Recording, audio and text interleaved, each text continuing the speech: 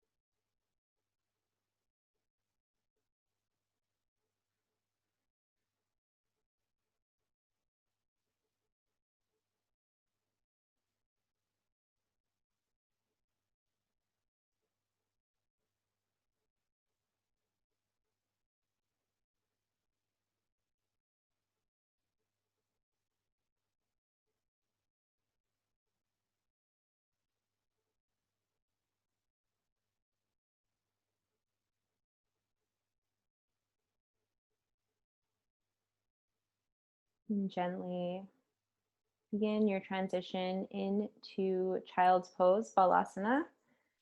Remove the block out from underneath you if you're using that.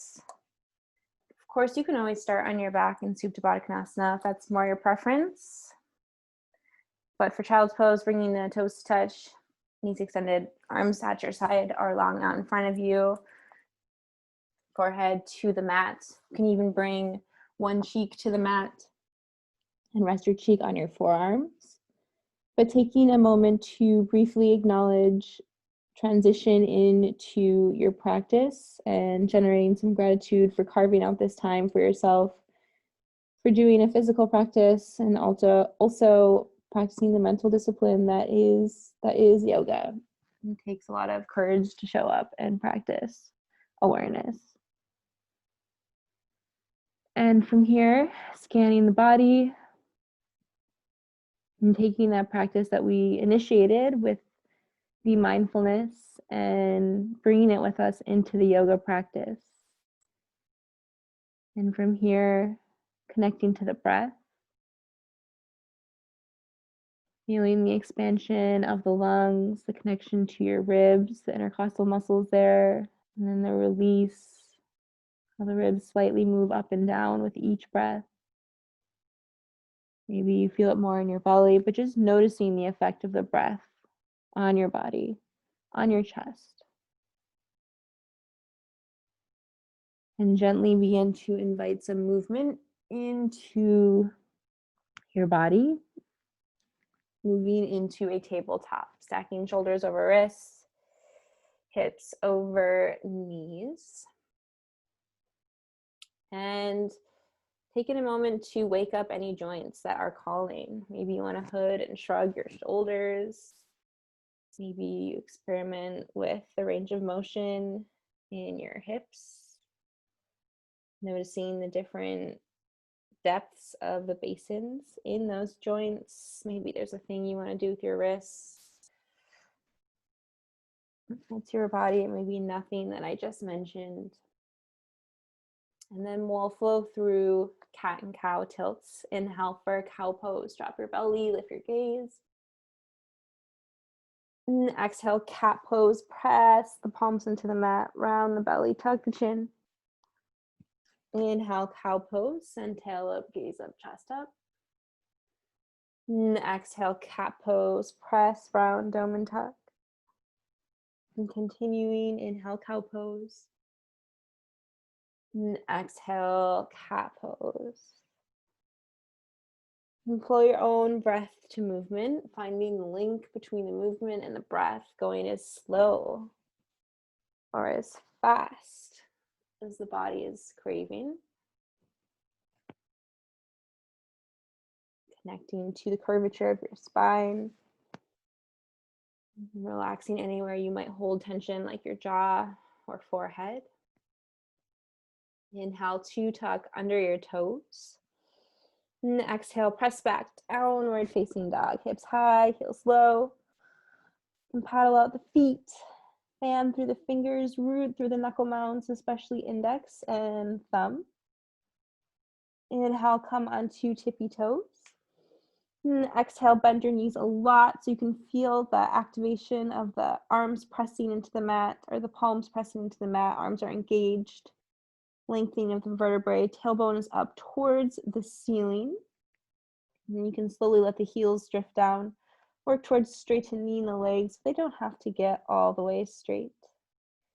Inhale, right leg lifts. Reach, extend, right leg behind.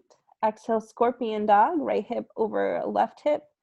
Notice the distribution of weight in your hands. You can roll the thigh around. Maybe you want to roll the ankle around clockwise, counterclockwise. Inhale, reach, extend right leg behind. And exhale, step it through for low lunge. You may have to pick it up to get it up there. And then we'll flow through cat and cow lunges. You can add blocks into this movement. You can also tent to fingertips. I've been really liking the blocks for cat-cow though. Inhale, cow lunge, dip the back knee, shine your chest. And exhale, cat lunge. Rock your hips back, work towards straightening that front leg. And then tapping into sensation, what's going on the back side of your body.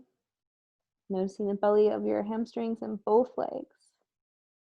And continuing with breath, inhale, cow lunge. And exhale, cat lunge. Inhale, cow lunge.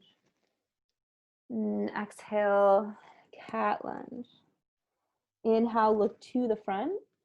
And exhale, step the left foot up to meet the right foot, coming into a forward fold. And if you've got the blocks, you can definitely use them here. We're going to do a twist, planting the left palm on the earth, bending the left knee a lot. You may also bring a micro bend into the right knee, and then open twist towards the right, bringing the right fingertips up towards the ceiling, right ribs over, left ribs under. Also bringing that twist into the soft part of your belly. Gaze can follow your fingertips, respecting the range of motion in your neck, not trying to activate any tension there. And then switch, plant the right palm, bend the right knee a lot this time. There may be a micro bend in the left knee, it may be straight. And then twist, left fingertips up towards the ceiling, left ribs over, right ribs under. Gaze can be up, gaze can also be down, but activating the twist in the torso. And release, plant left palm, open twist right. And exhale, plant right palm, open twist left. And come back to the forward fold. Inhale, halfway lift. Reset the spine, lengthen your vertebrae, tailbone is flaring back. And exhale, send the right leg back. So your left leg is forward. And then feeling the foundation below you, feeling connected to the ground. And grab the blocks. We're going to flow cat and cow lunge on the other side. Inhale, cow lunge, dip your back knee, shine your chest forward. And exhale, cat lunge. Rock your hips back. And noticing the difference from side to side. I tend to be tighter. Like right now, I feel really tight in my left leg. And not judging or trying to fix or not critiquing, just noticing what's going on. Arriving in the form that your physical body took on this morning. And it's affected by so many things, like what we ate, how much water we had, the physical activity, or the sitting that we did yesterday. And let's flow. Inhale, cow lunge, dip the back knee, shine your chest. And exhale, cat lunge. Inhale, cow lunge. And exhale, cat lunge. If you're moving the blocks, you can move them out to the side, coming into a low lunge with left knee bent. Inhale, three-legged dog. Reach, extend left leg behind, pressing the palms into the mat. And exhale, scorpion, left hip over right hip. Take any free movement here. Oscillate the femur in its socket. Feeling the smoothness that happens in the body because of your joints. I've been talking about articular cartilage and synovial fluid just because that is literally what creates the glide. Inhale, reach, extend left leg.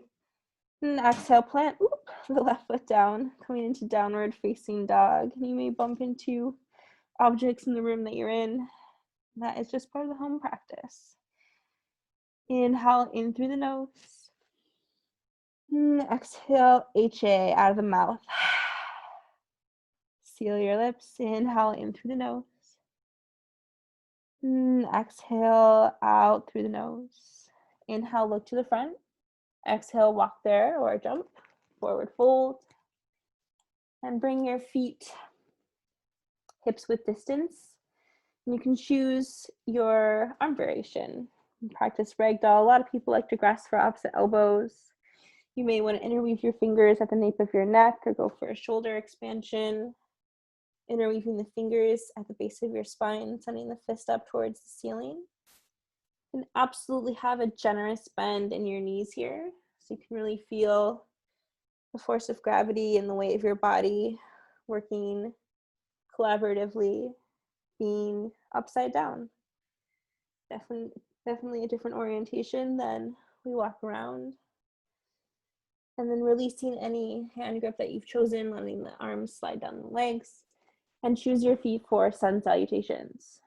You may want to leave a little distance in between the feet to create a sense of stability in your practice. In some traditions, people like to toe heel their feet to touch. Maybe you just leave like an inch or so. Taking a generous bend in the knees, vertebrae by vertebrae. Unfurl your spine and come to standing. When you get to the top, you may want to roll the shoulders back or forward a few times. But finding center, finding where your body calibrates and returns back to center again and again. The imagery, Emily used the imagery once of like a seaweed under the water, and it kind of is just like moving ever so slightly. It's floating because it's in the water, in the deep underwater, but it's still affected by the motion in the ocean. I don't know what it is about rhyming in real life like that makes it sound like a nursery rhyme. Did not intend that. But finding your center and using the next few moments to set intention. Your intention can be more of a collective intention. It can be something that you've been working on for months and you're really trying to integrate it into your life. Sometimes it can be just very basic, like my attention, I'm cultivating awareness. I am determined, like it can be a personal quality. Whatever it is, have it be authentic to you in your practice today. Inhale, breathe that in. And exhale, release it out. And you can choose to keep the eyes closed, kind of practice this pratyahara, the withdrawal of the senses, or flutter the eyes open, taking this space. Inhale, Urdhva Hastasana, sweep the arms up and pause here. This is an active pose.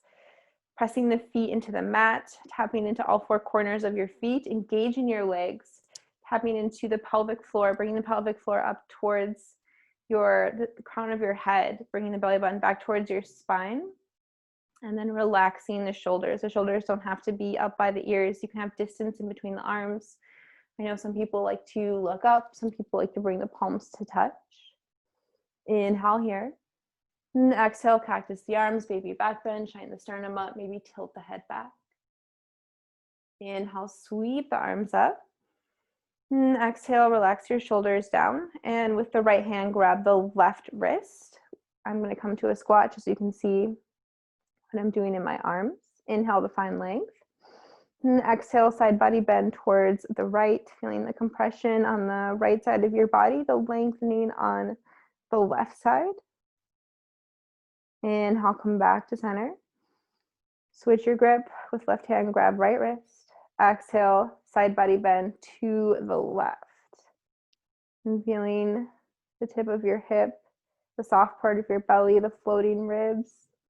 And not only feeling it on the fronts, but feeling it three-dimensionally, the side, the back. Inhale, come back to center. And exhale, let the arms come down, Samastiti.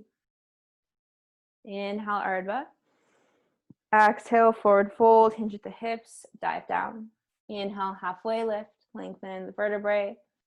Exhale, press back, top of a push-up, Dandasana, staff pose. Always option to come down to knees here or option to come down to forearms to protect the wrists.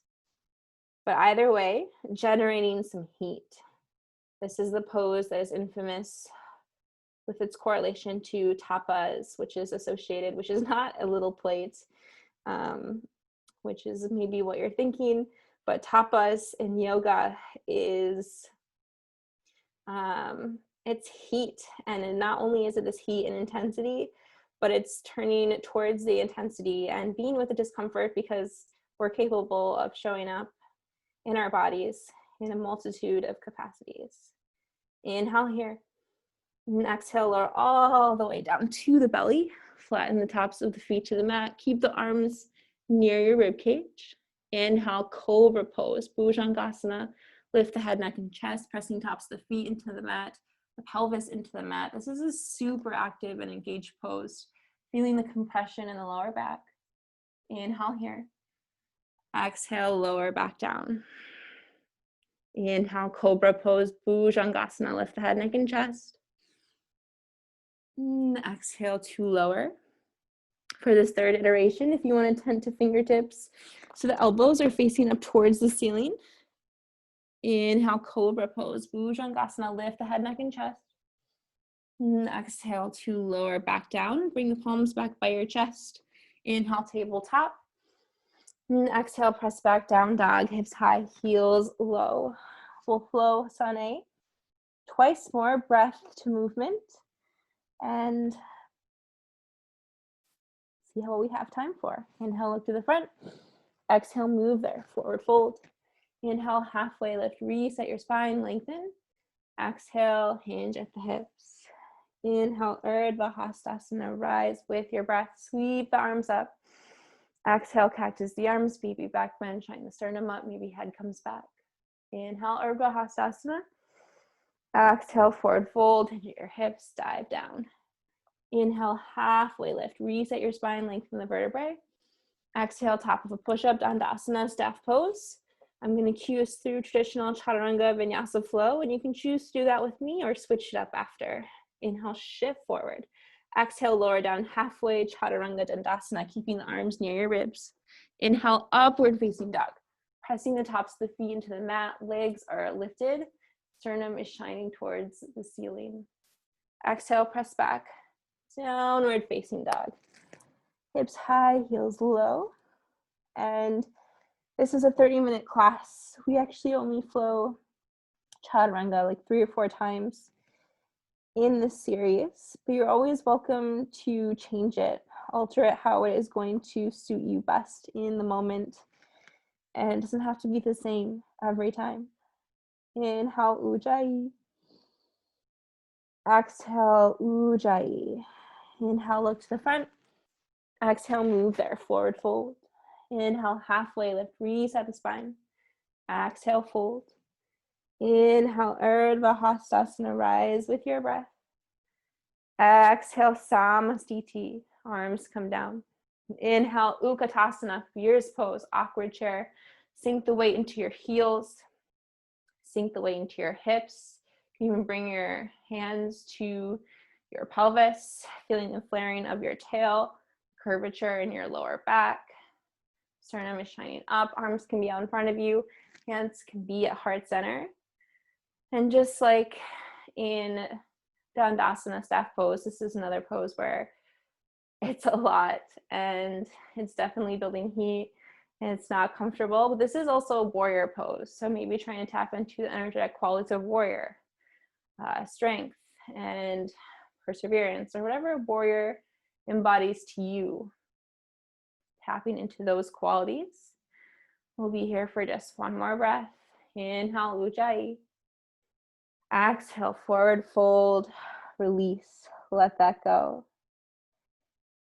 And go ahead and bring your feet hips width distance. And we're going to practice Pada Hastasana. Pada meaning foot, Hasta is hand. Take a generous bend in your knees and bring the palms of your hands under the pads of your feet. And inhale to halfway lift, kind of lengthen your spine. Exhale to fold forward. The legs do not have to come all the way straight here. They're working towards straightening. And you may even, I like to very ever so softly kind of roll my toes on my wrists and that part of my thumb. It always is like a little foot or hand and foot massage. And especially in the right hand, which is usually people's dominant texting hand, and also you may have some serving kind of tightness. I know I do still in the right thumb. So kind of giving yourself a little massage. Bringing the hands out from underneath you. After something like that, it may feel really good to roll the wrists out, kind of flick the fingers, expanding and contracting them. And then toe heel the feet back to touch. Inhale, halfway lift. Exhale, folds. And then inhale, Utkatasana, fierce pose. We're back to the squat. Exhale, hands through heart center. Inhale, find length in the spine. And exhale, prayer twist towards the right. Bring left elbow to the outside of the right knee, using that point of contact to create some leverage in the twisting motion, pressing the palms together. Right ribs over and left ribs under. Inhale here. And exhale, release, forward fold. Inhale, halfway lift. Exhale, fold. Inhale, Utkatasana, fierce pose, awkward chair. Exhale, hands through heart center. Inhale to find length in your spine. Exhale, prayer twist towards the left this time. Right elbow comes to the outside edge of the left knee. Using that point of contact to leverage your twist open. This is definitely a twisting posture. So trying to get the left ribs over, right ribs under. Pressing the palms together. Inhale here. Exhale, release, forward fold. Inhale, halfway lift, reset. Exhale, chaturanga. Inhale, up dog or cobra. And exhale, downward facing dog. Inhale, Ujjayi. Exhale, Ujjayi. Bring the knees down, let the hips sink off towards one side and come to laying on your back. We're gonna do a gentle supine twist and then close out class with shavasana. Got 30 minutes, it just goes by so quick. It blows my mind every time. So you can roll around on the flat part of your back, your sacrum. I feel like this whole class, Melissa, I've been thinking about everything we talked about yesterday and feeling the whole clock going all the way around from 12 till 1. Maybe go both directions. And then we'll do a gentle supine twist. And just let the legs fall towards the left. Right arm goes out like half of a T. Gaze can go towards your right fingertips. You may even hear some cracks and pops in your spine That is a release of fixation, when bones are temporarily kind of fused together. And then bring knees back towards center. Let the legs drop off towards the right side. Gaze can be towards your fingertips. Gaze can also be up. And releasing the ujjayi breath, tapping into the muscles, making sure they are soft, being gentle with the twist, releasing any residual tension, and trying to dissolve any mental fixations. And then bring the knees back towards center, coming into this ball shape again. Taking any last movement the body is craving. Maybe you bring the soles of the feet to touch for a second, or do a happy baby, grabbing for the outside edges of the feet. And then release into shavasana. Final rest. Letting the limbs come down.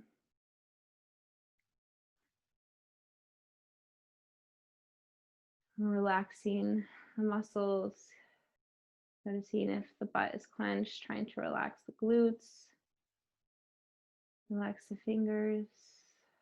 Relax your ears. Unfurl the brow. And we're not going to be here for super long.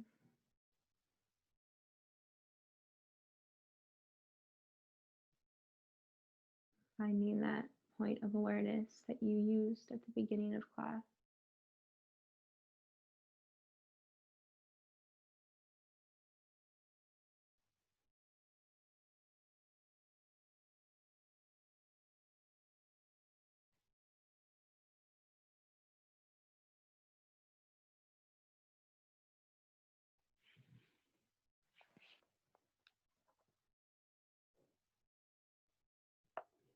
And you're always welcome to stay in rest, but I'm going to guide us out. You can invite gentle movement back into your fingertips.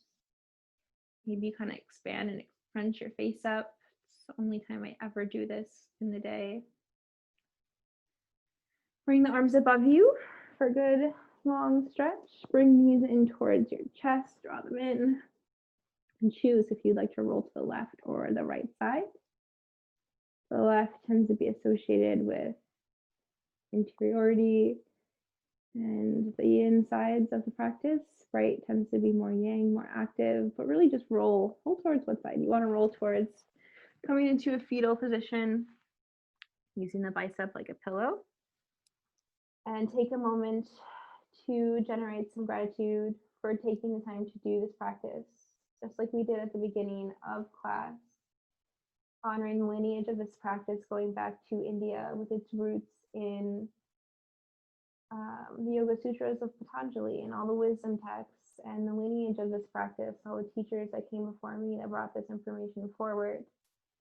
And at the end of class, I always like to do a land acknowledgement here on occupied territory of the Duwamish people, the Coast Salish people, the unceded ancestral lands that were not given, they were taken, and honoring those traditions that those people celebrate and trying to incorporate the wisdom of listening to the earth and connecting with nature, honoring those traditions.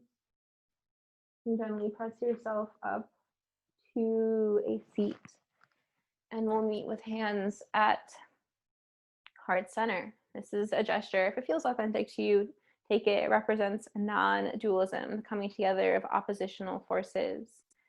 And for a long time, I saw this oppositional forces where they meet as a very small area. I would peek down at my hands and see this thin, razor thin black line.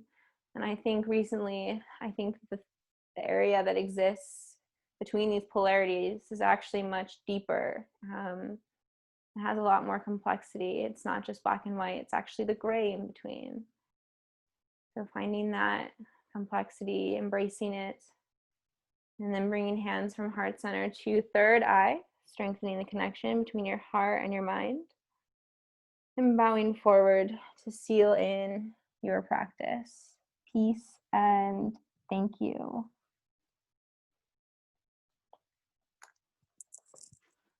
I'm going to unplug this silly little microphone.